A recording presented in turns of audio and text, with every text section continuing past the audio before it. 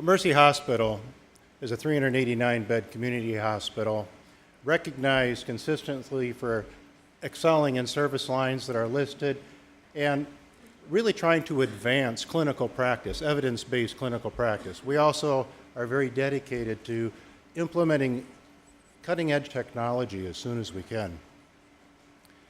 Now, too often in hospitals across the country, around the world, it takes a very dynamic, almost catastrophic mortality case that really wakes people up and convinces them they must do something for patient safety. Mercy Hospital was no different.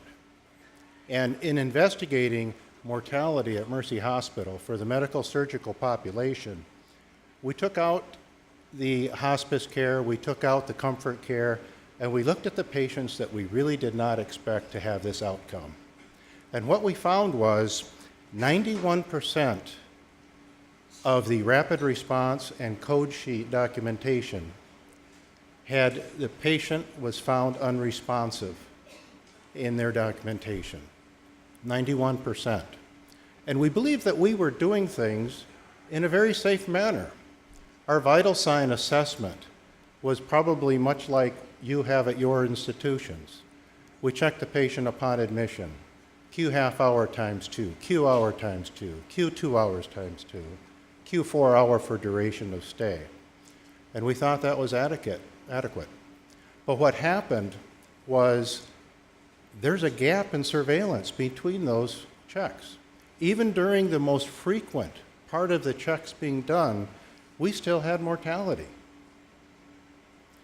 And those gaps are bad. And we came to realize that a gap is still a gap in care, no matter how small that gap is. And the only way to fix this was continuous monitoring. We looked at telemetry monitoring, we looked at end-tidal CO2, and we decided that continuous monitoring with clinician notification was the best mode for us. Our goal was to reduce failure to rescue and eliminate preventable death on our medical surgical population.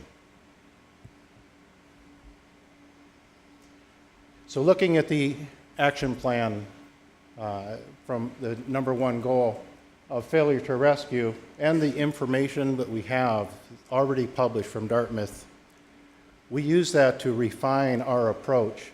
And the leadership, both administrative and medical leadership, championed this. They put it out as the top priority for our institution. I was assigned the responsibility of putting together the business plan and being the lead person for the project.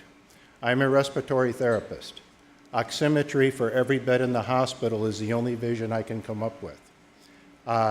Being an evidence-based institution, we decided to implement 64 beds of oximetry monitoring with direct clinician notification on 2 post-surgical medical floors. I do have to thank the nursing leadership and the frontline nurses, the ones that are hands-on with the patient, because without their support, we would not have had the outcome that we had with this project. So, optimization of alarm threshold. We heard in the panel group very low alarm limits. We chose 83% as our low alarm limit. We wanted to eliminate as many of the nuisance or non-actionable alarms as we possibly could. Outcome, this is a 30-month study, 15-month baseline, 15-month trial. We demonstrated an 89% reduction in all-cause mortality for the monitored floors.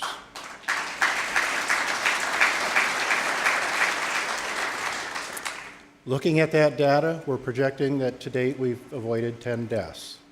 And we'll never know the name of the patients that didn't die. That's good. So this brought a greater awareness. When you're using this type of system, the nurses are more in tune to what's going on with the patient. And while they're within the Dartmouth study, they had a reduction in rapid response. Ours was just the opposite. We had an increase in rapid response, a statistically significant increase. And even with that, we still had no significant change in patients being transferred to critical care.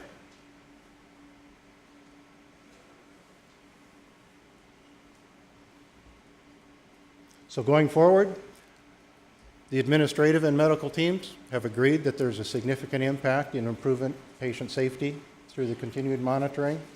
And I'm pleased to say we are currently putting in the infrastructure for expanding our 64-bed system by another 179 beds. Thank you.